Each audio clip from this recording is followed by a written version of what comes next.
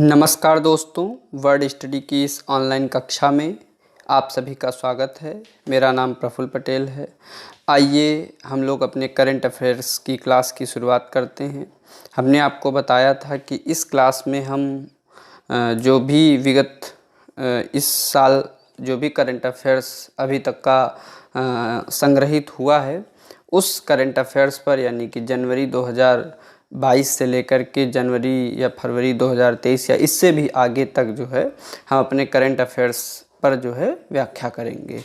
तो उसी सिलसिले में हम लोग अपने आज के इस नवीन लेक्चर की शुरुआत कर रहे हैं। तो इसमें इस वीडियो के अंतर्गत हम लोग करंट अफेयर्स और उसके अंतर्गत जो भी हमारे यहाँ नियुक्तियाँ हुई हैं, यानी कि विभिन्न पदों पर जो भी लोग हैं या फिर वो पहले से बने हुए हैं या जो भी नई नियुक्तियाँ हुई हैं, उन सब के बारे में हम लोग इसमें डिस्कस करेंगे। तो अब हम लोग अपने लेक्चर की तरफ बढ़ते हैं। तो इसमें से जो हम सबसे पहले विचार करेंगे वो होगा अर्धसैनिक बलों के जो भी हेड हैं उनके बारे में हम लोग बात करेंगे कि कौन किस पद पर नियुक्त है। तो सबसे पहला है महानिदेशक सशस्त्र सीमा बल यानी एसएसबी। ठीक, तो एसएसबी के जो डायरेक्टर जनरल हैं उनका नाम है अनीश दयाल सिंह। तो आपको याद रखना है कि जो एसएसबी के मतलब जनरल हैं, डायरेक्टर जनरल, उनका नाम है अनीश दयाल सिंह। फिर अगला है सीमा सुरक्षा बल यानी जिसको बॉर्डर सिक्योरिटी फोर्स कहते हैं, उसके डायरेक्टर जनरल हैं पंकज सिंह। फिर अगला है केंद्रीय रिजर्व पुलिस यानी सीआरपीएफ के जो है डायरेक्टर जनरल हैं, उनका नाम है एस.एल. थाउसेन। फिर अगला है डायरेक्टर जनरल सीआईएसएफ यानी कि जिसको हम लोग केंद्रीय औद्योगिक सुरक्षा बल यानी सेंट्रल इंडस्ट्रियल सिक्योरिटी फोर्स कहते हैं। तो उसके डायरेक्टर जनरल हैं शीलवर्धन सिंह। ठीक, फिर अगला है राष्ट्रीय सुरक्षा गार्ड यानी नेशनल सिक्योरिटी गार्ड के जो डायरेक्टर जनरल हैं वो हैं M.A. गणपति जी। ठीक, फिर उसके बाद है डायरेक्टर जनरल जो कि हैं एसपीजी के, जिसको विशेष सुरक्षा समूह यानी स्पेशल प्रोटेक्शन ग्रुप कहते हैं। तो उसके डायरेक्टर जनरल हैं अरुण कुमार सिन्हा जी। फिर अगला है महानिदेशक हैं भारत तिब्बत सीमा पुलिस यानी कि जिसको आईटीबीपी कहते हैं, उसके डायरेक्टर जनरल हैं अनीश दयाल सिंह। फिर है अगला राष्ट्रीय कैडेट कोर यानी जिसको एनसीसी कहते हैं, उसके महानिदेशक हैं गुरबीर पाल सिंह। इनका जो है 34वां स्थान है, ये ध्यान रखेंगे। फिर अगला है भारतीय तट रक्षक बल यानी आईसीजी जिसको इंडियन कोस्ट गार्ड कहते हैं। तो उसके डायरेक्टर जनरल हैं वीएस पठानिया, ध्यान रखेंगे, ये हैं 24वें नंबर के। फिर हैं राष्ट्रीय आपदा प्रतिक्रिया बल यानी एनडीआरएफ, इसके डायरेक्टर हैं मृणालिनी श्रीवास्तव जो कि महिला हैं। फिर है महानिदेशक रेलवे सुरक्षा बल यानी कि जो हमारी रेलवे प्रोटेक्शन फोर्स है, ठीक है ना, रेलवे प्रोटेक्शन फोर्स सर्विस है, उसके डायरेक्टर जनरल हैं संजय चंद्र जी। ठीक, फिर उसके बाद है असम राइफल्स के महानिदेशक हैं प्रदीप चरण नायर। तो इस तरह से ये अर्धसैनिक बलों के प्रमुख हैं। अब हम लोग अगले पेज पर चलते हैं। इसमें हम लोग प्रमुख आयोगों के अध्यक्ष एवं सचिवों की बात करेंगे, जो कि विभिन्न आयोग हैं और उनके जो हेड हैं या उनके जो सेक्रेटरी हैं उनकी बात करेंगे। तो सबसे पहला आयोग है इसमें से नीति आयोग। तो नीति आयोग के अध्यक्ष हैं हमारे प्रधानमंत्री जी श्रीमान नरेंद्र मोदी जी। ठीक, उसके बाद इसके जो उपाध्यक्ष हैं नीति आयोग वो हैं सुमन कुमार बेरी। तो आपको ध्यान रखना है क्योंकि अध्यक्ष तो पूछना बड़ा ही मुश्किल है, तो वो अगर पूछेगा तो नीति आयोग के उपाध्यक्ष पूछेगा, तो वो हैं सुमन कुमार बेरी जी। फिर इसके बाद सीईओ हैं नीति आयोग के जिसको चीफ एग्जीक्यूटिव ऑफिसर कहते हैं, तो वो हैं परमेश्वरन अय्यर जी। तो ये भी ध्यान रखना है आपको। संघ लोक सेवा आयोग के अध्यक्ष हैं डॉक्टर मनोज सोनी जी। फिर अगला है विधि आयोग के जो है 22वां विधि आयोग है उसके जो अध्यक्ष हैं उनका नाम है ऋतुराज अवस्थी जी। फिर अगला है राष्ट्रीय महिला आयोग, तो इसकी जो अध्यक्ष हैं वो हैं रेखा शर्मा जी, जो कि 9वीं नंबर की हैं। फिर अगला है राष्ट्रीय पिछड़ा वर्ग आयोग, जिसको नेशनल बैकवर्ड क्लास कमीशन कहते हैं, तो उसके अध्यक्ष हैं हंसराज गंगाराम अहीर जी, तो इनका नाम ध्यान रखना है। इसके अलावा स्टाफ सिलेक्शन कमीशन, जिसे एसएससी कहते हैं, कर्मचारी चयन आयोग, इसके अध्यक्ष हैं एस किशोर। फिर अगला है 7वें वेतन आयोग, जो 7th पे कमीशन है, उसके जो हेड हैं वो हैं अशोक कुमार माथुर जी, तो इनका नाम ध्यान रखना है। फिर लोकपाल के जो अध्यक्ष हैं वो हैं प्रदीप कुमार मोहंती जी। तो इस प्रकार से ये आयोग के अध्यक्ष एवं सचिव हो गए। अब हम लोग अगले प्रश्न पर चलते हैं। अब अगला है वित्त आयोग, जो कि 15वां वित्त आयोग है, उसके अध्यक्ष हैं NK सिंह जी। ठीक। फिर अगला है भारतीय प्रतिस्पर्धा आयोग, इसके अध्यक्ष यानी कंपटीशन कमीशन ऑफ इंडिया, जिसे CCI कहते हैं, उसकी अध्यक्ष हैं संगीता वर्मा जी। फिर अगला है राष्ट्रीय सांख्यिकी आयोग, नेशनल स्टैटिस्टिक्स कमीशन, इसके अध्यक्ष हैं राजीव लक्ष्मण करंदीकर, तो नाम ध्यान रखेंगे। फिर अगला है राष्ट्रीय अनुसूचित जनजाति आयोग, इसके अध्यक्ष हैं हर्ष चौहान जी। फिर है अगला राष्ट्रीय अनुसूचित जाति आयोग, जिसको हम लोग नेशनल शेड्यूल कास्ट कमीशन कहते हैं, उसके अध्यक्ष हैं विजय सांपला जी। फिर अगला है अध्यक्ष जो कि राष्ट्रीय मानवाधिकार आयोग, जिसको नेशनल ह्यूमन राइट्स कमीशन कहते हैं, उसके अध्यक्ष हैं अरुण कुमार मिश्रा जी, जो कि 8वें नंबर के हैं। फिर अगला है राष्ट्रीय बाल अधिकार संरक्षण आयोग, ठीक, नेशनल चिल्ड्रन राइट प्रोटेक्शन या कंजर्वेशन कमीशन, तो उसके अध्यक्ष हैं प्रियांक कानूनगो जी। फिर अगला है राष्ट्रीय अल्पसंख्यक आयोग, ठीक, इसके अध्यक्ष हैं सरदार इकबाल सिंह लालपुरा जी। ठीक, तो इस प्रकार से ये रहे। अब हम लोग इस प्रश्न से जो है, जो भी अभी पूर्व में जो भी हमने मतलब आयोग देखे हैं या जो भी चीज़ें देखी हैं, उनके बारे में अब हम लोग छोटा छोटा जो है एक एक दो लाइन में जो है उनकी व्याख्या पढ़ेंगे, जिसमें हम लोग जानेंगे कि जैसे अभी हमने देखा फाइनेंस कमीशन, तो उसका गठन कैसे होता है, या वो भारतीय संविधान के किस अनुच्छेद में, कौन सी स्टैट्यूटरी बॉडी है, कौन सी कॉन्स्टिट्यूशनल बॉडी है। तो उस तरह से हम जो भी तथ्य होंगे उनको हम लोग अब कंसीडर करेंगे। तो इस तरह से हमारा जो पहला तथ्य है इसके अंतर्गत, इसमें हम लोग जानेंगे किस तरह से। तो पहला है नेशनल डिजास्टर रिस्पांस फोर्स, ध्यान रखेंगे। तो इसके अंतर्गत जो हम लोग जानने वाले हैं कि नेशनल डिजास्टर रिस्पांस फोर्स को जो है NDRF कहते हैं शॉर्ट में, ध्यान रखना है। और ये कैसा फोर्स है, तो एक स्पेशलाइज्ड फोर्स है जो कि भारत का है। ठीक, तो इसको किस पर्पज से गठित किया गया है, तो इसको जो है एक स्पेशल रिस्पांस के लिए गठित किया गया है। जो हमारे यहाँ आपदाएं आती हैं, उससे संबंधित प्रतिक्रिया देने के लिए जो स्पेशल रिस्पांस होता है, उस पर्पज से इसका गठन किया गया है। और किसके तहत किया गया है, तो इसको किया गया है डिजास्टर मैनेजमेंट एक्ट 2005। तो ध्यान रखना है कि यह एक स्टैट्यूटरी बॉडी यानी सांविधिक निकाय है जो किसी अधिनियम के तहत गठित हुई है, और ये भारत में डिजास्टर मैनेजमेंट के अंतर्गत आने वाली सबसे शीर्षस्थ संस्था है, सबसे शीर्षस्थ इंस्टीट्यूट एपेक्स बॉडी है। इसके अलावा इस एक्ट के तहत जो है नेशनल डिजास्टर मैनेजमेंट अथॉरिटी यानी जिसे NDMA कहते हैं, उसका गठन किया जाता है। और ध्यान रखने वाली बात ये है इसमें कि इस NDMA के जो हेड होते हैं यानी चीफ होते हैं, चेयरपर्सन होते हैं, वो भारत के प्रधानमंत्री होते हैं। तो इस प्रकार से नेशनल डिजास्टर रिस्पांस फोर्स के बारे में ये जानकारी रही जो आपको ध्यान रखनी है। फिर अगला है नीति आयोग। नीति आयोग को जो है, इसका जो फुल फॉर्म है वो है national institution for transforming India यानी राष्ट्रीय भारत परिवर्तन संस्थान, ध्यान रखना है। तो यह एक तरह की एपेक्स बॉडी और किस मामले में है, तो ये पब्लिक पॉलिसी के मामले में जो है ये एपेक्स बॉडी और एक थिंक टैंक का काम करती है। किसके लिए, तो भारत सरकार के लिए जो है थिंक टैंक और नोडल एजेंसी का काम करती है, यानी कि किसी चीज़ के लिए एक तरह से रिस्पॉन्सिबल एजेंसी का काम भी करती है। और जो भी भारत सरकार द्वारा इकोनॉमिक डेवलपमेंट यानी आर्थिक विकास के जो भी लक्ष्य तय किए जाते हैं उनको भी एक तरह से उनके लिए एक नोडल एजेंसी का काम करती है। इसके अलावा जो भी हमारे यहाँ कोऑपरेटिव फेडरलिज्म है यानी सहकारी संघवाद है, जो कि राज्यों को लेकर के साथ चलने की एक जो प्रक्रिया है उसमें भी ये एक मतलब अग्रणी भूमिका निभाती है, जो कि भारत की राज्य सरकारों के साथ होता है।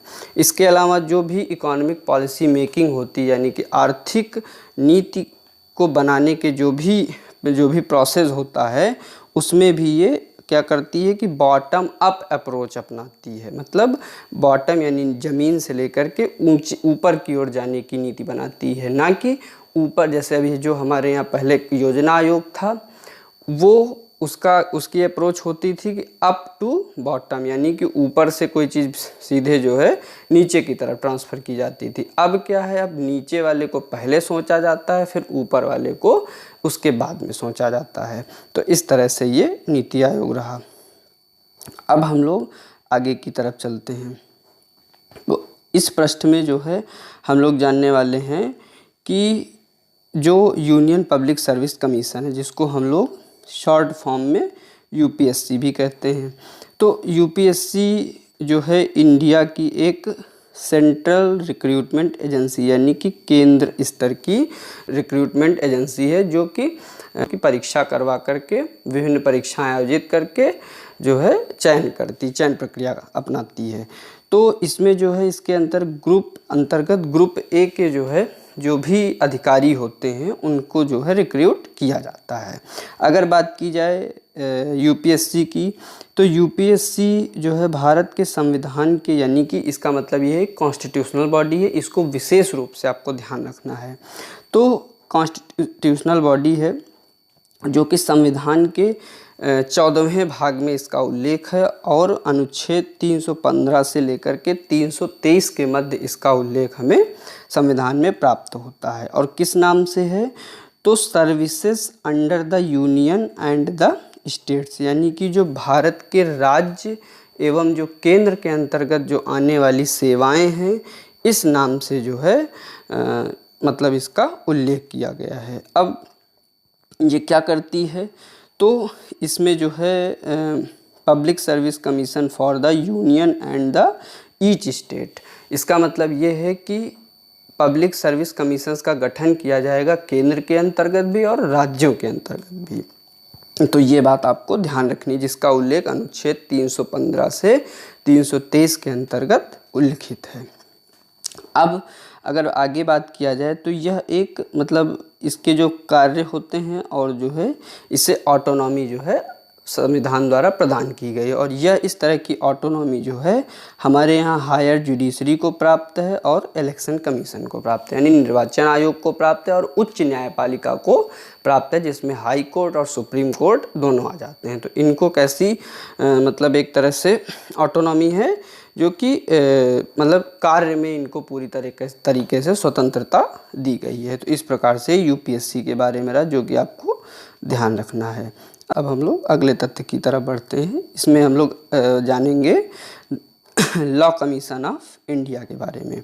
तो अब मैं लॉ कमीशन के बारे में अगर बात करूं तो लॉ कमीशन ना ही स्टैट्यूटरी बॉडी है और ना ही संविधान के किसी भी अनुच्छेद से इसका गठन किया जाता है।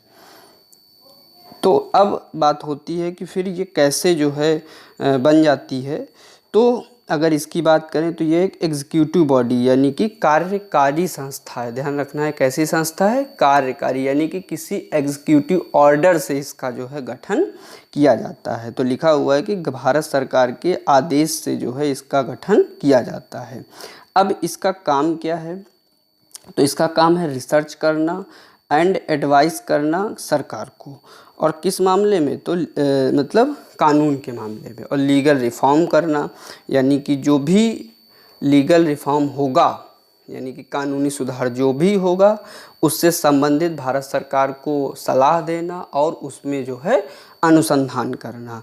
इसके अलावा जो है ये किससे बनी होती है, तो इसमें कानून के जो है एक्सपर्ट इसमें शामिल होते हैं। इसके अलावा इसको जो हेड किया जाता है वो रिटायर्ड किसी न किसी जज के द्वारा इसको हेड किया जाता है। तो ये बात ध्यान रखनी है कि ये ना ही जो है संवैधानिक संस्था है और ना ही किसी प्रकार की जो है सांविधिक संस्था है। ठीक, अब अगला है नेशनल कमीशन फॉर वुमेन, यानी जिसको हम लोग राष्ट्रीय महिला आयोग कहते हैं। तो अगर राष्ट्रीय महिला आयोग की बात की जाए तो यह एक स्टैट्यूटरी बॉडी यानी सांविधिक संस्था है, जिसका गठन जो है वर्ष 1990 में, यानी कि कब, वर्ष 1990 में जो है एक एक्ट के द्वारा जो है किया गया था। और वो एक्ट पास किया था हमारी इंडियन पार्लियामेंट ने। कब किया था? तो 1992 में पारित किया था। तो ध्यान रखना है ये चीज़। अब उसके बाद अगला जो है national commission for backward class, जिसको हम लोग कहते हैं मतलब राष्ट्रीय पिछड़ा वर्ग आयोग। अगर इसकी बात किया जाए तो यह एक कॉन्स्टिट्यूशनल बॉडी यानी कि एक संवैधानिक संस्था है। बात ध्यान रखनी है कि ये कैसी संस्था है? संवैधानिक संस्था है। और इसको जो है किस बिल से लाया गया था संविधान में? ये बहुत प्रश्न पूछा जाता है, बहुत बार पूछा भी गया है विभिन्न एग्जाम्स में। तो अगर इसकी बात की जाए तो ये 123 यानी 123 कॉन्स्टिट्यूशनल अमेंडमेंट बिल जो है 2017 में ये लाया गया था। कौन सा बिल था? 123वां संविधान संशोधन बिल था। और जब वो पारित हुआ तो वो क्या बना? तो 102वां संविधान संशोधन अधिनियम जो कि बना। और कब पारित हुआ? 2018 में पारित हुआ। ये बात ध्यान रखेंगे कि बिल कौन सा है? तो 123वां संविधान संशोधन बिल है यानी विधेयक है। और अधिनियम कौन सा है? तो 102वां संविधान संशोधन अधिनियम है। तो अब आपको पता है कि हमारे संविधान में अनुच्छेद 368 के द्वारा संविधान संशोधन की प्रक्रिया बताई गई है, जो कि अब लोग भारतीय राज्य व्यवस्था के अंतर्गत पढ़ते हैं। समयाभाव के कारण हम यहाँ पर डिस्कस उसको नहीं कर सकते। ठीक, अब उसके बाद अगर बात किया जाए तो इसको जो है आर्टिकल 338B के अंतर्गत इसको संविधान में रखा गया है। किस में रखा गया है? तो आर्टिकल 338B में रखा गया है। और किस मंत्रालय के अधीन अंतर्गत आती है? तो ministry of social justice and empowerment. अगर इसकी हम बात करें तो जो भारत सरकार का सामाजिक न्याय एवं अधिकारिता मंत्रालय है उसके अंतर्गत ये आती है। और ये कब गठित की गई थी या पहली बार जब इसको कब स्थापित किया गया था? तो 14 अगस्त 1993 को जो है पहली बार इसे स्थापित किया गया था। और अगर मैं बात करूं तो इससे संबंधित एक एक्ट भी बनाया गया है जिसका नाम है national commission for backward classes act 1993। तो इस तरह से जो है ये राष्ट्रीय पिछड़ा वर्ग आयोग के बारे में जानकारी रही। अब हम लोग आगे की तरफ बढ़ते हैं। अब हम लोग अगर देखें यहाँ पर तो अब हम लोग लोकपाल के बारे में तथ्यों को जानेंगे। तो अगर लोकपाल की बात की जाए तो यह एक कैसी संस्था है? तो एंटी करप्शन अथॉरिटी है। कैसी? मतलब जो करप्शन होता है उसको रोकने से संबंधित एक ये प्राधिकरण है। तो इसे अम्बुड्समैन भी कहा जाता है, जिसको मतलब हिंदी में लोकपाल कहते हैं। और अगर बात किया जाए तो ये भारत गणराज्य के जो है पब्लिक इंटरेस्ट यानी कि लोगों की इच्छा को प्रदर्शित करता है। ठीक, तो भाई जाहिर सी बात है कि हम सभी we the people of India यानी जिन्हें हम भारत के लोग कहते हैं, तो उनकी इच्छा होती है कि किसी भी प्रकार का भ्रष्टाचार ना हो और उनका जो भी पैसा है वो यथावत सरकार तक पहुँचे और सरकार से बिना किसी बाधा के फिर जनता तक पहुँचे। लेकिन बीच में जो भी भ्रष्टाचार होता है उस पर निगरानी करने के लिए इस लोकपाल जैसी संस्था का गठन किया गया। तो अगर बात किया जाए कि लोकायुक्त एक्ट कब पारित किया गया, तो वर्ष 2013 में जो है इसको पारित किया गया था भारतीय संसद के द्वारा। और कब मतलब एक तरह से कहा जाता है कि वर्ष 2010 में अन्ना हजारे के जो आंदोलन हुए थे उससे प्रभावित होकर या उससे प्रेरणा लेकर के भारतीय संसद ने जो है इस कानून को पारित किया था। अब हम लोग आगे बात करते हैं। हमारा फाइनेंस कमीशन है जिसको वित्त आयोग कहते हैं, हम उसके बारे में चर्चा करते हैं। तो अगर वित्त आयोग की बात किया जाए तो समयावधिक तरीके से जो है इसको गठित किया जाता है, ये ध्यान रखने वाली बात है।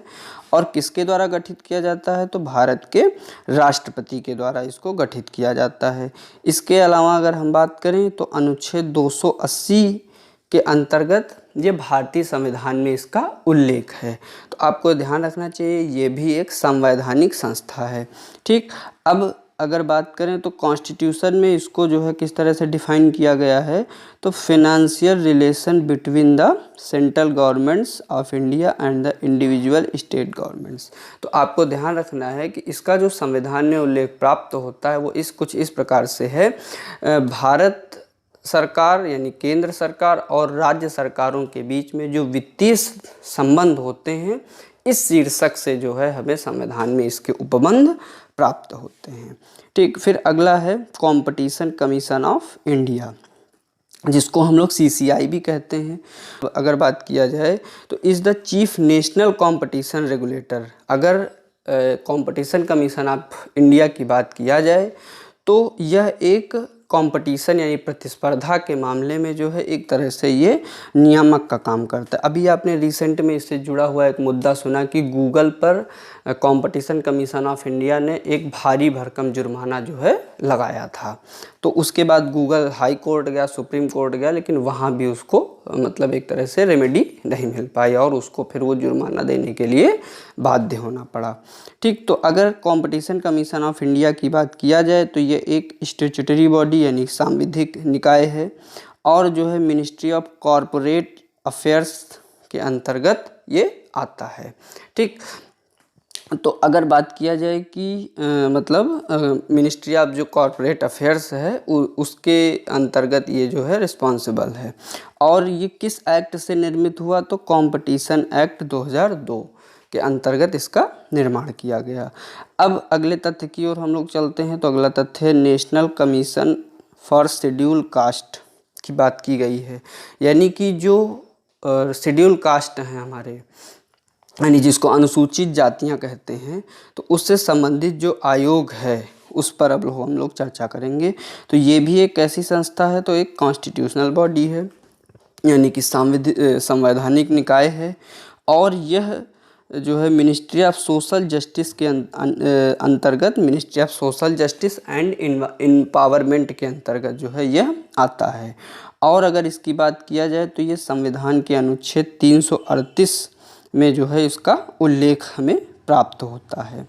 अब इसका जो निर्माण किया जाता है वो किस लिए किया जाता है, तो जो भी हमारी शेड्यूल कास्ट हैं उनके हितों को समझने के लिए या उससे संबंधित जो भी निर्णय लेने के लिए, उन पर प्रतिक्रिया देने के लिए जो है इस कमीशन का जो है एक तरह से गठन किया जाता है। तो ये बात ध्यान रखनी है।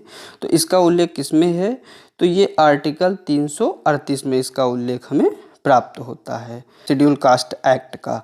और इसी में जो है आर्टिकल 338 में ही जो है शेड्यूल ट्राइब का भी जो है उल्लेख हमें मिलता है, ये ध्यान रखना है। तो अब आगे दिया हुआ है national commission for schedule tribe, जिसको NCST भी कहते हैं। तो यह भी एक कैसा निकाय है, तो संवैधानिक निकाय है। ठीक, और यह संविधान के 89वें संशोधन के द्वारा जो कि 2003 में हुआ था, उस अधिनियम के द्वारा इसको गठित किया गया, मतलब संशोधित करके संविधान में शामिल किया गया था। तो अब इसके बारे में नेक्स्ट पृष्ठ में हम लोग चर्चा करते हैं। तो इसके अंतर्गत अगर बात किया जाए तो इसको जो है अनुच्छेद 338A के नाम से संविधान में शामिल किया गया है। तो ये बात ध्यान रखेंगे। अब अगला है नेशनल ह्यूमन राइट्स कमीशन, यानी कि जिसको मानवाधिकार आयोग कहते हैं, इसको NHRC शॉर्ट फॉर्म में कहते हैं। और यह भी एक सांविधिक यानी स्टैट्यूटरी बॉडी है जो कि 12 अक्टूबर 1993 को protection of human rights ordinance यानी एक अध्यादेश के द्वारा जो है गठित की गई थी। और कब आया था अध्यादेश, तो वो 28 सितंबर 1993 को जो है राष्ट्रपति के द्वारा निर्गत किया गया। और किस नाम से, तो protection of human rights ordinance के नाम से, जो कि 12 अक्टूबर 1993 को एक तरह से ये फिर अपने अस्तित्व में आ सकी थी। तो इस प्रकार से ये NHRC के बारे में रहा। फिर अगला है कि जिसको हम लोग कहते हैं नेशनल कमीशन फॉर माइनॉरिटीज़। ठीक, तो अगर नेशनल कमीशन यानी जिसको राष्ट्रीय अल्पसंख्यक आयोग कहते हैं, तो उसको जो है माइनॉरिटीज़ एक्ट यानी कमीशन फॉर माइनॉरिटीज़ एक्ट 1992 के तहत उसको निर्मित किया गया था। तो ये भी एक स्टैट्यूटरी बॉडी है, सांविधिक निकाय है, जो हमें ध्यान रखना है। तो इस प्रकार से आज के सभी प्रश्नों की श्रृंखला करंट अफेयर से जुड़े हुए जो भी हमारी बातें थी, उनकी जो श्रृंखला है वो यहाँ पर संपन्न होती है। मैं ऐसी आशा करता हूँ कि आप सभी को यह करंट अफेयर्स के जो भी तथ्य हैं वो पूर्ण रूप से समझ में आ गए होंगे और आप इन तथ्यों को अच्छे से तैयार करिए और ज़बरदस्त तरीके से परीक्षा में बैठिए और परीक्षा को पास करिए। Thank you very much.